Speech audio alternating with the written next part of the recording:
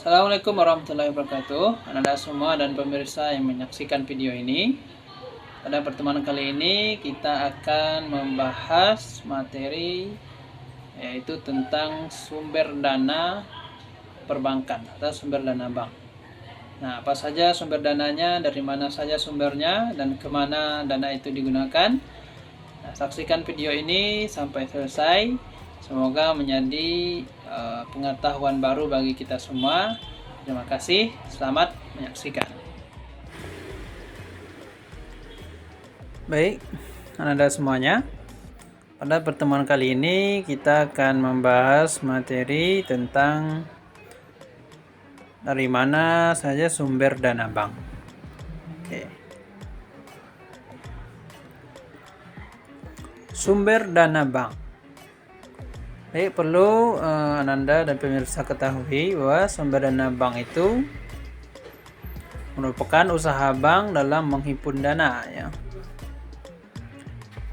Nah, apa kegunaannya ini? Untuk membiayai kegiatan operasinya ya. Nah, sesuai dengan fungsi bank bahwa dia adalah lembaga keuangan yang apa saja kegiatannya adalah dalam bidang jual beli uang ya. Itu yang disebut dengan perbankan ya. Nah, bagaimana saja sumber dananya? Mari sama-sama kita ketahui.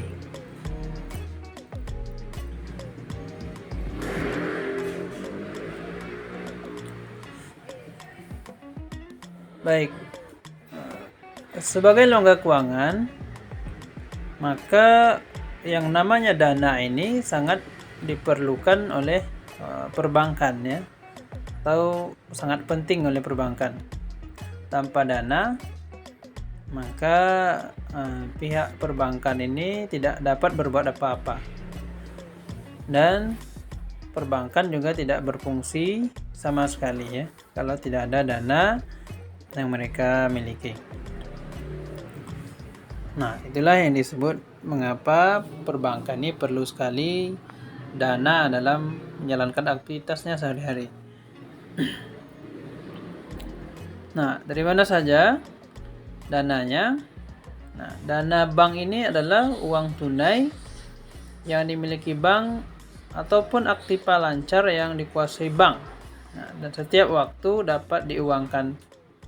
Nah, uang tunai yang dimiliki ataupun yang dikuasai bank itu tidak berasal dari bank itu sendiri, tapi uang tunai ini kemudian juga berasal dari orang lain atau uang pihak lain yang dititipkan pada bank sewaktu-waktu akan diambilnya kembali baik sekaligus maupun secara berangsur-angsur.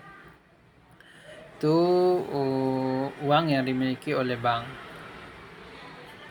Nah, dari mana saja sumbernya? Yang pertama ada dana pihak ke-1. Tapi yang pertama yaitu bersumber dari pihak bank itu sendiri atau modal bank itu sendiri ya. Dana ini berasal dari pemegang saham yang ada pada perusahaan bank. Nah, pemegang saham ini juga ada dua macam, baik pemegang saham sendiri maupun pemegang saham yang ikut mendirikan bank usaha tersebut. Nah, itu adalah disebut dengan dana pihak ke-1 dari perbankan. Kemudian yang kedua, dana pihak kedua ini bersumber dari lembaga keuangan lain. Nah, dana ini adalah dana yang berupa pinjaman dari luar. Bisa saja pinjaman ke bank lain ya, atau ada investor lain. Ini disebut dengan dana pihak kedua. Nah, ada juga nih yang masuk ke misalnya bursa efek ya, orang membeli sahamnya. Ini disebut dana pihak kedua. Kemudian sumber dana yang selanjutnya adalah dana pihak ketiga. Nah, ini yang menjadi sumber dana sangat penting bagi perbankan, yaitu berasal dari masyarakat ya. Nah, dana ini menjadi tolak ukur berhasil atau tidaknya suatu bank. Semakin banyak masyarakat yang menyimpan dana di suatu perbankan, maka mengartikan bahwa bank itu dipercayai oleh masyarakat. Nah, kalau semakin sedikit, maka bank itu tidak dipercayai, kemudian akan mempengaruhi operasinya ya. Jika sedikit masyarakat yang menabung di suatu bank, maka akan mengganggu stabilitas perbankan tersebut. Nah, menghimpun dana dari masyarakat ini dikatakan relatif lebih mudah jika dibandingkan dengan sumber dana lainnya. Selain itu, dapat dilakukan secara efektif dengan memberikan bunga yang relatif lebih tinggi dan memberikan berbagai fasilitas yang menarik lainnya. Nah, seperti hadiah ya. Kita sering sekali mendengar ada hadiah, kemudian adanya layanan ATM, dan sekarang sudah ada layanan mobile ya, banyak ya.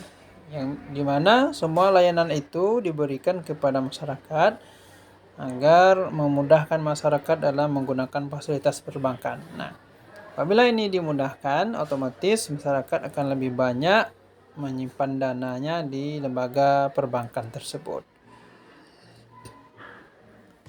Nah, keuntungan lain dari dana yang bersumber dari masyarakat ini adalah jumlah yang tidak terbatas ya.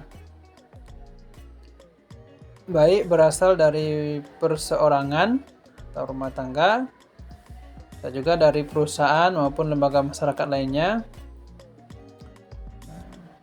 Sedangkan kerugiannya adalah biayanya relatif lebih mahal jika dibandingkan dana dari modal sendiri. Ya. Misalnya ada biaya bunga, biaya promosi, banyak biaya-biaya yang lain ya. Tapi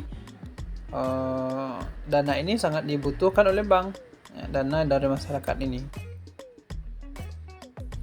Nah, itu adalah 3 jenis sumber dana yang digunakan oleh bank.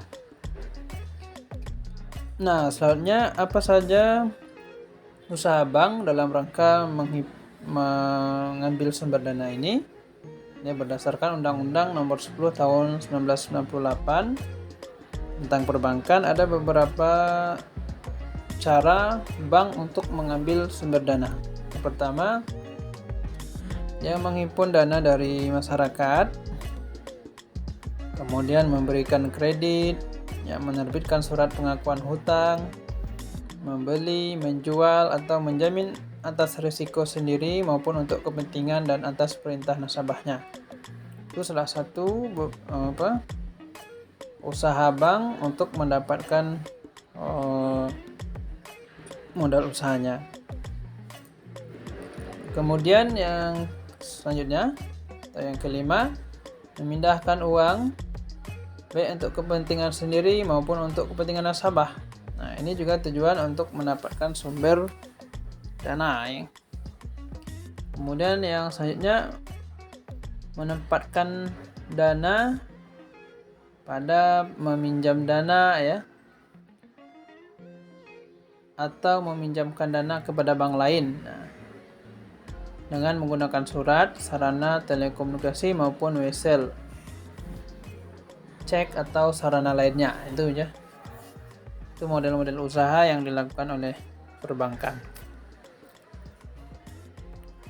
Nah, ini semua tujuannya bagaimana meningkatkan pendapatan bank. Kemudian selanjutnya, jenis usahanya ada lagi menerima pembayaran dari tagihan atas surat berharga dan melakukan perhitungan dengan atau antar pihak ketiga. Nah, misalnya dari saham ya, pembayaran dari saham, keuntungan saham. Nah, ini juga dilakukan oleh pihak bank, kemudian menyediakan tempat untuk menyimpan barang, maksudnya, dan surat berharga. Nah, biasanya di kantor-kantor bank pusat itu ada khusus ya, bisa menyimpan emas, menyimpan apa saja dokumen berharga, dan itu ada biaya penyimpanannya, dan itu masuk ke bank. Kemudian melakukan kegiatan penitipan untuk kepentingan pihak lain ya. Misalnya ada kontrak penitipan.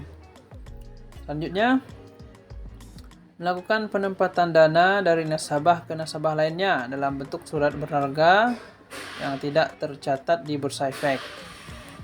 Itu juga salah satu bentuk usaha yang dilakukan oleh bank. Kemudian membeli, misalnya ada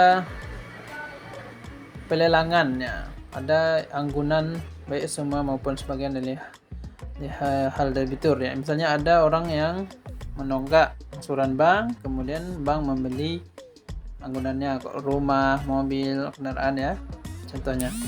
Kemudian melakukan kegiatan anjak piutang ya, usaha kartu kredit dan kegiatan wali amanat. Nah, ini juga salah satunya. Kemudian bentuk usaha yang lain menyediakan pembiayaan atau melakukan kegiatan lain berdasarkan prinsip syariah, nah, sesuai dengan ketentuan yang ditetapkan oleh Bank Indonesia. Kemudian melakukan kegiatan lain yang lazim dilakukan oleh bank sepanjang tidak bertentangan dengan undang-undang. Nah, ini boleh saja ya perbankan melakukan kegiatan-kegiatan lain selama tidak bertentangan dengan undang-undang. Nah, ini semua usaha yang dilakukan oleh bank atau perbankan untuk mendapatkan modal atau sumber dana untuk menjalankan operasionalnya sehari-hari. Nah, demikian saja materi kita pada pertemuan kali ini. Semoga bermanfaat. Kemudian menambah khasanah ilmu kita semua. Bagaimana perbankan mendapatkan sumber dana dalam menjalankan operasionalnya dalam kehidupan perbankan sehari-hari. Demikian saja, terima kasih. Assalamualaikum warahmatullahi wabarakatuh.